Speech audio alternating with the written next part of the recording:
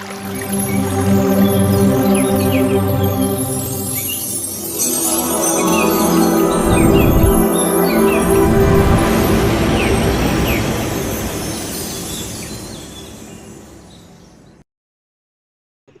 Madam.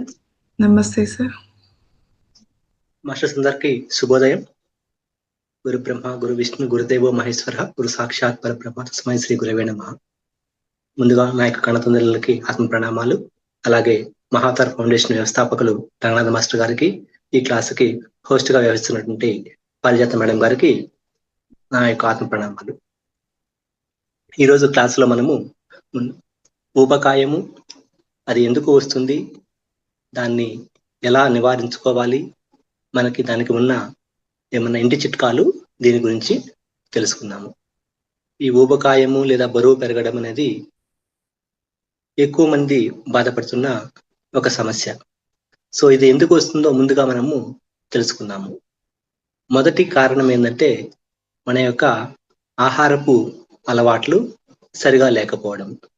ఇప్పుడు ఉన్న ఈ యొక్క ఉరుకుల పరుగుల జీవితంలో ప్రతి ఒక్కరము ఎక్కువ మంది అధిక క్యాలరీలు ఉన్న ఈ ఫాస్ట్ ఫుడ్ తినడం కానీ, ఎక్కువగా తీపి పదార్థాలు తినడం కానీ, ఈ యొక్క కార్బోహైడ్రేట్స్ డ్రింక్స్ అనమాట, అంటే మనము ఇది తాగుతాం కదా బయట కూల్ డ్రింక్స్ లాంటివి, అవి తీసుకోవడం వల్ల కానీ, సమయానికి ఆహారాన్ని తినకపోవడం వల్ల కానీ, లేదా ఎక్కువ ఆహారం తీసుకోవడం వల్ల, ఇలాంటి చెడు ఆహారపు అలవాట్లు ఒక కారణం అనమాట. ఈ కారణం వల్ల ఊబకాయం అనేది లేదా బరువు పెరగడం అనేది జరుగుతుంది.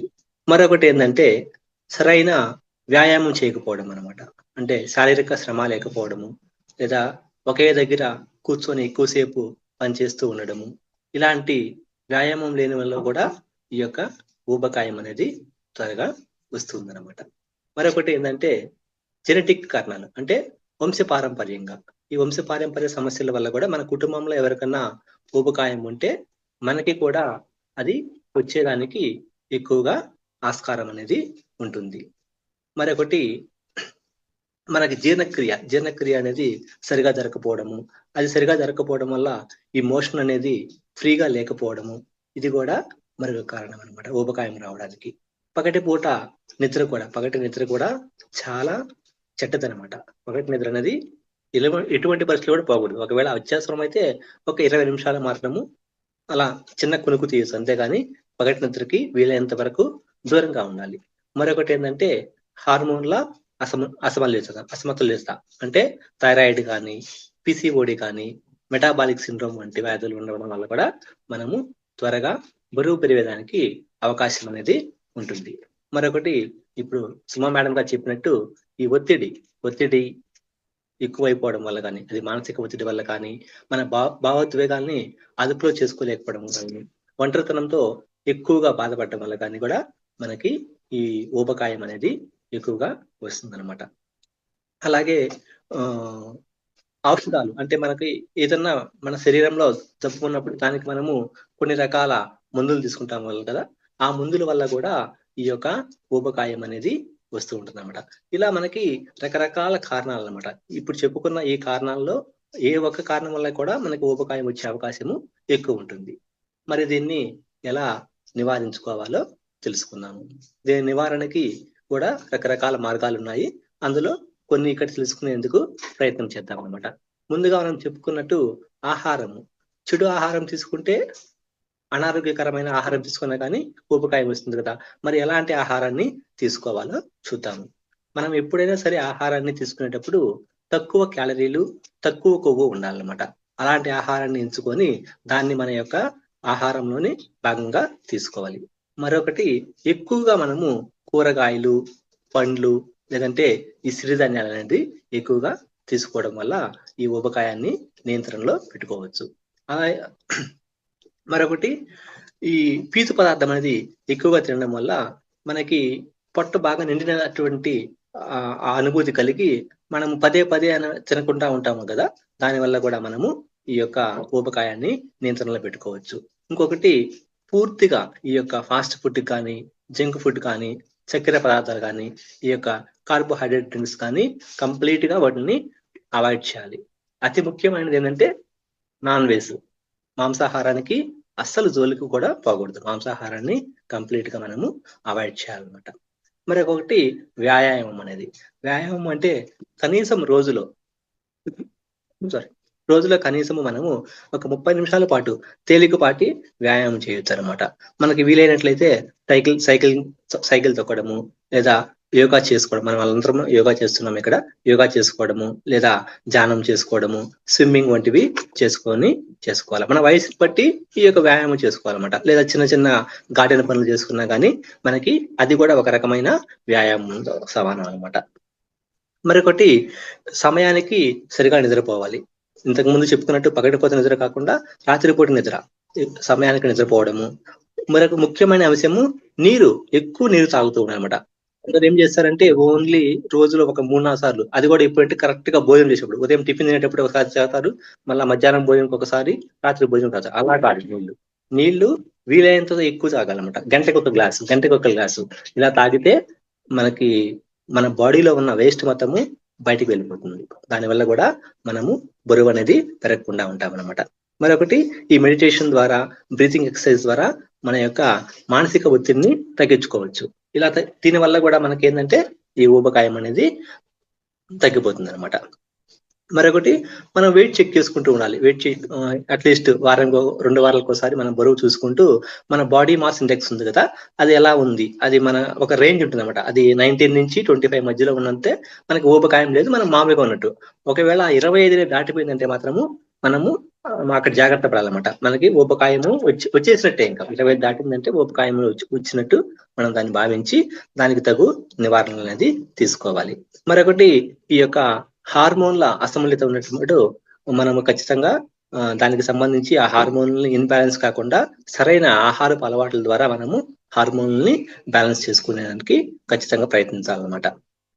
మరొకటి మనము ఈ పడుకునేటప్పుడు కూడా మనము ఎక్కువగా మనము మంచి మెత్తటి బెడ్ మీద పడుకుంటాం కదా, దాన్ని కంప్లీట్ గా అవాయిడ్ చేయాలి. వీలైతే ఒట్టి మంచం మీద లేదా నేల మీద మాత్రమే పడుకున్నారంటే ఈ ఊబకాయం తగ్గేదానికి కూడా అవకాశము ఎక్కువ ఉంటుంది. ఇందాక మనం భోజనం గురించి చెప్పుకున్నాం కదా, ఈ భోజనం అనేది ఖచ్చితంగా మనము సూర్యాస్తమయం లోపు వీలైతే, లేదా కనీసము 6:30-7 లోపల మనము ఫినిష్ చేసేయాలి, అంతే తినేసేయాలన్నమాట. అది కూడా తేలికపాటి ఆహారము, వెజ్ సలాడ్ లేదా చిన్న చిన్న ఫ్రూట్స్ లాంటివి తీసుకొని రాత్రిపూట భోజనాన్ని వీలైనంత త్వరగా మాత్రమే ముగించాలి. ఇంకొకటి, ఉదయం లేవగానే ఖచ్చితంగా 2 గ్లాసుల గోరువెచ్చని నీళ్లు తాగాలి. పరగడుపున 2 గ్లాసులు గోరువెచ్చని నీళ్లు తీసుకున్నామంటే ఈ మనలోని ఎక్కువ చెడు కొలెస్ట్రాల్ అంతా ఉంటుంది కదా, అది త్వరగా బయటికి వెళ్ళిపోతుంది. మరొకటి, మనం ఎప్పుడు నిత్యంగా సంతోషంగా, ఎవరి మీద ద్వేషము, అసూయ లేకుండా మనల్ని ఉంచుకున్నట్లయితే మన మానసిక ఒత్తిడి అనేది పూర్తిగా తగ్గిపోయి ఈ ఊబకాయానికి దూరంగా కూడా ఉండే అవకాశము ఉంటుంది. ఈ ఆహారం ఎలా తీసుకోవాలి అనే దాంట్లో మీకు అందరికీ తెలిసే ఉంటుంది. ఉదయం పూట మనము భోగిలాగా తినాలన్నమాట. అంటే ఒక భోగవంతుడు ఎలా తింటాడు అనమాట, ఎక్కువ తీసుకోవాలి ఉదయం పూట ఆహారం అనేది.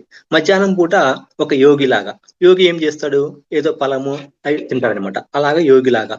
రాత్రిపూట ఒక రోగిలాగా, అంటే కేవలము రోగి ఏం తీసుకుంటాడు, మామూలుగా ఒక గ్లాస్ పాలు, ఒక చిన్న బ్రెడ్ ముక్క కదా, అలా అన్నమాట. సో ఉదయం ఆహారం అనేది మనం ఎక్కువ తీసుకుంటే ఆహారం అనేది ఆ రోజుకు సరిపడే శక్తి మొత్తాన్ని మనకి ఇస్తుంది అనమాట. మధ్యాహ్నం ఆహారంలో తక్కువ ఉండాలి, ఉదయం కన్నా తక్కువ ఉండాలి, రాత్రిపూట వీలైనంత తక్కువ ఉండాలన్నమాట. ఇలాగా మన యొక్క ఆహారం తీసుకునేది కూడా మనం సరి చేసుకోవాలన్నమాట. ఈ ఆహారంలో కూడా పీచు పదార్థము ఖచ్చితంగా ఉండేటట్టు చూసుకోవాలి. ఇలాంటివి పాటించడం వల్ల మనము ఊబకాయాన్ని దరిద్రానికుండా చేసుకోవచ్చు. ఇప్పుడు కొన్ని ఇంటి చిట్కాలు తెలుసుకుందాం అనమాట. మనకి ఈ ఊబకాయము ఒకవేళ ఉన్నట్లయితే ఎలా దాన్ని తగ్గించుకోవాలో, అది కూడా ఇంటి చిట్కాల ద్వారా ఎలా చేసుకోవాలో మనము ఇప్పుడు తెలుసుకుందాం అనమాట. ముందుగా మొదటి నివారణ ఉపాయం ఏంటంటే శొంఠి కషాయం అనమాట. మనము ఒక గ్లాసు శొంఠి కషాయాన్ని చేసుకొని తాగినట్లయితే, అది కూడా ఉదయం 8-9 మధ్యలో మనం బ్రేక్ఫాస్ట్ కన్నా ముందే ఒక గ్లాసు శొంఠి కషాయం తాగినట్లయితే మంచి ఫలితాన్ని మనము చూడవచ్చు ఈ ఊబకాయాన్ని నివారించుకోవడానికి. మరొక ఇంటి చిట్కా ఏంటంటే, ఒక గ్లాసు నీటిలో ఒక స్పూను తేనె, 1/2 స్పూను మిరియాల పొడి, ఒక నిమ్మరసం, అరబద్ద నిమ్మరసం కలుపుకొని మనము రాత్రి పడుకునే ముందు తాగాలి దీన్ని.